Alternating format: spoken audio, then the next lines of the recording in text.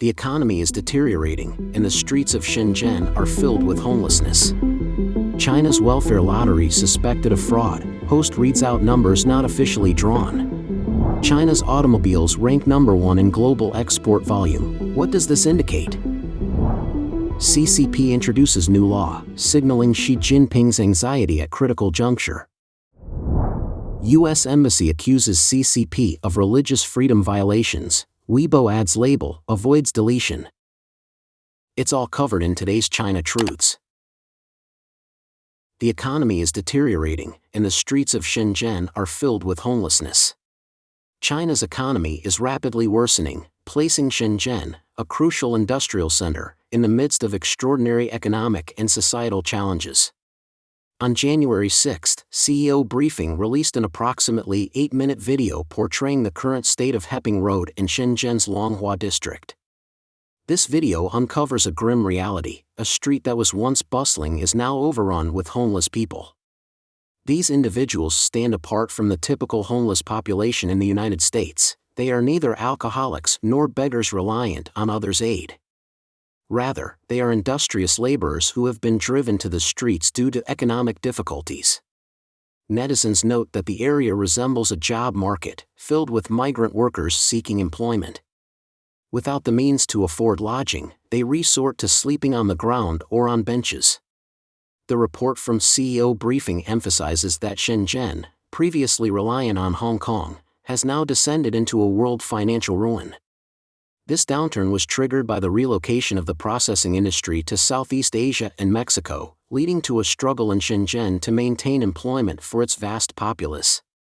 Netizens have highlighted that this reveals Shenzhen's dependence on Hong Kong, and by extension, Hong Kong's reliance on the UK and the US. They blame the current situation on policies that have decimated Hong Kong.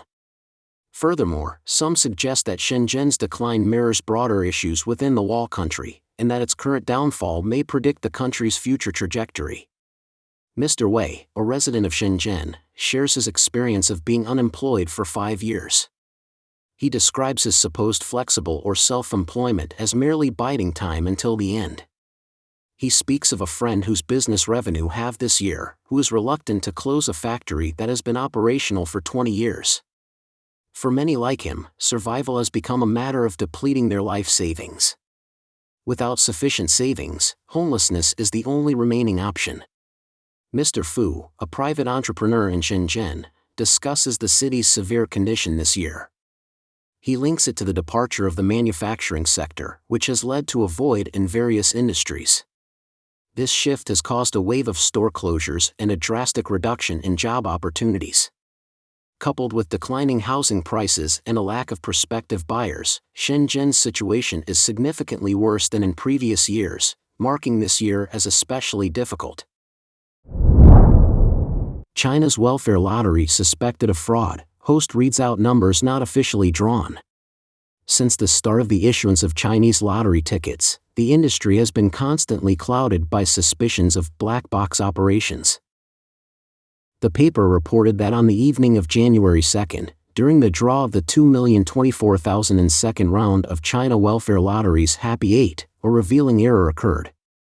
The female host, possibly due to a lapse in concentration or speaking too hastily, announced 74 while the screen clearly showed the ball that had just been drawn as number 77.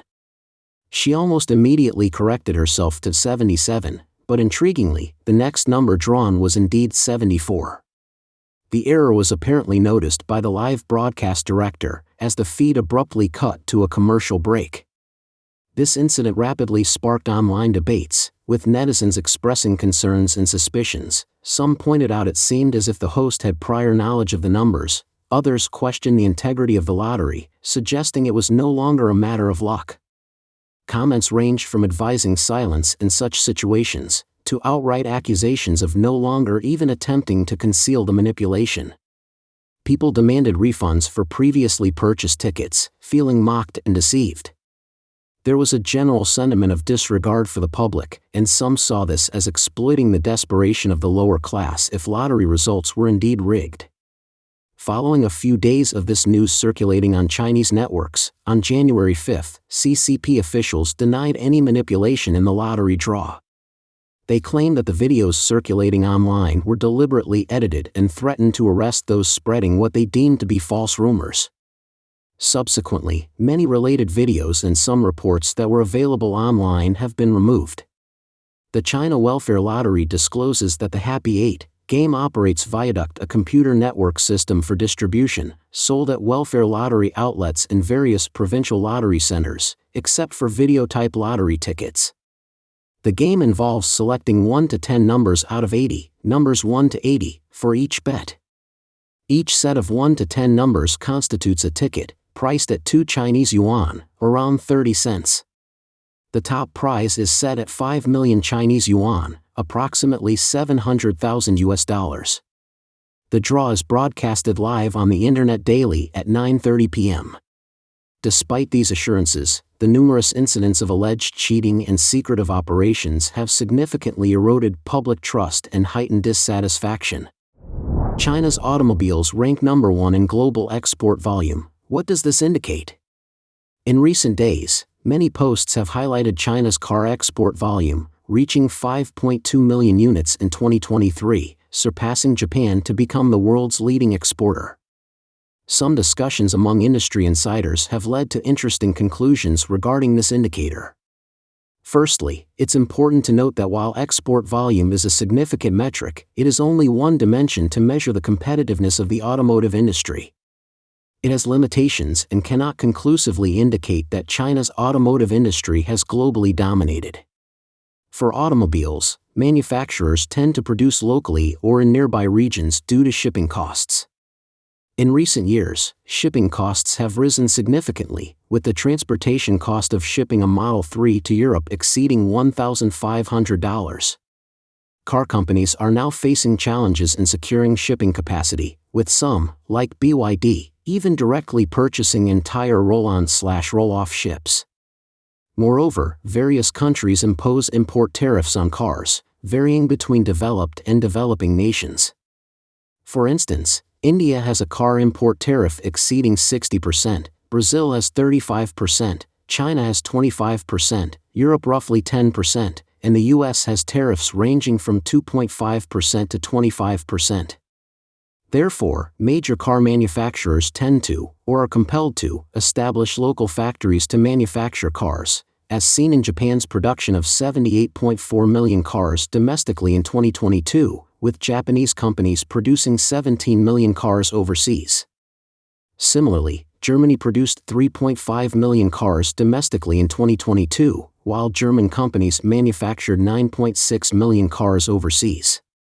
Chinese automakers are just beginning to increase their overseas production efforts, with BYD in Brazil, Thailand, Hungary, and India, and SAIC in Thailand, Indonesia, and India. However, either these projects are just starting or have limited production capacity compared to domestic facilities. Therefore, exporting remains the primary focus for now. Despite challenges such as shipping costs, tariffs, and the pressures of deglobalization, China's automotive exports have made a remarkable 3-year leap, ranking 3rd in 2021, 2nd in 2022, and 1st in 2023. This indirectly suggests that domestic manufacturing costs are indeed low, echoing the proverb that low costs conquer all. It's worth mentioning that China's achievement of being the top global car exporter pertains to the quantity of exported cars rather than the production value. Germany likely leads in terms of production value, as exporting 1 Porsche is equivalent to exporting 10 Haval vehicles, a sub-brand of Great Wall Motors. Additionally, the primary focus of China's car exports is still conventional fuel vehicles, with new energy vehicles accounting for only about 30%. Despite the intense competition in the domestic electric vehicle market, the international space for Chinese electric vehicles is still relatively expansive. While not exactly replicating the path of smartphones, there are substantial similarities. In conclusion, becoming the world's top car exporter is a milestone event for China, but it doesn't automatically mean that China's automotive industry is globally invincible. The future will likely witness an increase in the overseas production capacity of Chinese car companies, and only by surpassing established companies like 2 German automakers can China truly become the world's leading automotive powerhouse. CCP introduces new law, signaling Xi Jinping's anxiety at critical juncture. Since New Year's Day, China has implemented the Patriotic Education Law, extending its reach even to foreign private schools. Observers say this legislation reflects unease within the ruling Communist Party about the future. The Patriotic Education Law, announced in early October last year and in effect this year, aims to further promote so-called patriotic education in schools at all levels and online. The Chinese Communist Party has consistently blurred the distinction between party and nation. In fact, in the Outline of Patriotic Education in the New Era from 2019, the CCP explicitly stated that the essence of patriotism is loyalty to the party. Columnist Li Haifeng commented on this law in an article broadcasted by China National Radio, stating that the patriotic values proclaimed by the Chinese government completely deviate from traditional Chinese culture and even general universal civilization. The political extremes during the Cultural Revolution, where relatives denounced each other and couples drew clear boundaries, are conflicts against human nature. The dark, ruthless political struggles will foster hatred and prejudice among the Chinese people towards multiculturalism, minority interests, and the international community. With the introduction of this education law, the most affected will be Chinese youth in the national education stage. Once injected with the culture of the Red Party state, future generations in China may become intellectual slaves and moral dwarfs, leading the country into an irreversible crisis. Education industry professionals and experts point out that this law indicates the CCP's unease about the potential challenges posed by youth. The previous Hong Kong pro-democracy movement and the White Paper Revolution were both led by young people and students who protested against government policies. For the leadership of the CCP, this poses a significant threat to their authority and legitimacy. The introduction of this legislation reflects the CCP's awareness that the future challenge lies in the youth. As 2024 begins, the CCP has been in power for 75 years, reaching a critical milestone. The Soviet Union collapsed in its 75th year. Professor Min-Shin Pei from Claremont McKenna College has previously pointed out, based on comparative history and observations of transitions in authoritarian states, that one-party dictatorships generally have a lifespan of around 75 years. China entered a high-risk period for the CCP regime from 2020 to 2025. Dr. Chengyang Su, a visiting researcher at the Hoover Institution at Stanford University, has mentioned in various programs that the key to the collapse of communist regimes in the Soviet Union and Eastern Europe was the change in people's hearts. No one could predict from its economy alone that it would collapse at this time. But people's minds changed because it was so bad that enough people demanded change, and a political change occurred. U.S. Embassy accuses CCP of religious freedom violations. Weibo adds label, avoids deletion. On Friday, January 5, the official Weibo account of the U.S. Embassy in China published a Chinese translation of a statement by Secretary of State Antony Blinken. The statement, titled A News Release Regarding Countries and Entities of Special Concern for Religious Freedom, expressed concerns about the religious oppression situations in various countries, including China. It was released on January 4. The statement mentioned that mainland China, along with Myanmar, Cuba, North Korea, Eritrea, Iran, Nicaragua, Pakistan, Russia, Saudi Arabia, Tajikistan, and Turkmenistan, has been designated as countries of special concern because the regimes in these countries have engaged or tolerated particularly severe violations of religious freedom. Blinken said, the challenges to religious freedom around the world are structural, systematic, and deeply rooted. However, as long as there are those who refuse to accept hatred, intolerance, and persecution as the status quo, with thoughtful consideration and unwavering determination, we will one day see a world where everyone lives with dignity and equality. A few hours after the post was published, a green tag appeared at the top, stating that the post had been supplemented by the user. This is the first time that the Weibo account of the U.S. Embassy has been tagged by the platform. There were two supplementary explanations for the post. One followed the usual approach of the Chinese Communist Party, accusing the United States of violating religious freedom. The other claimed that the CCP's constitution guarantees citizens freedom of religious belief and then accused the United States of disregarding facts. The latter statement was added by a Weibo account named @theonlyxyz, which has only a few thousand followers. This account is labeled as Weibo Community Commissioner and Weibo Creator Operation Member. Weibo introduced this tagging feature for the first time in August of the previous year. This feature allows official users to tag posts, and some users can supplement or respond to post content.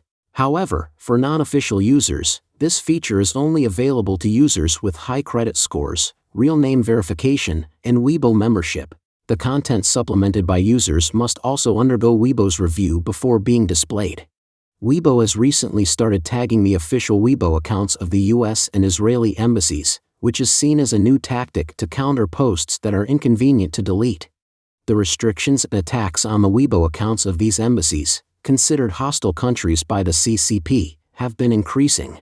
The comment sections of embassy accounts are often flooded with posts from the CCP's Internet Army. Previously, some posts published by the US Embassy had been restricted, blocked, or deleted by Weibo and WeChat.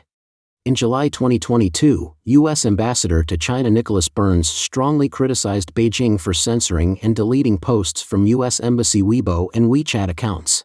At that time, Burns said that the CCP should allow the Chinese people to see what US leaders are saying, just as the American people can hear what CCP leaders are saying. Don't forget to leave a comment in the section below to share your opinions on today's topic with us. Make sure to like and subscribe to see more interesting topics from China Truths.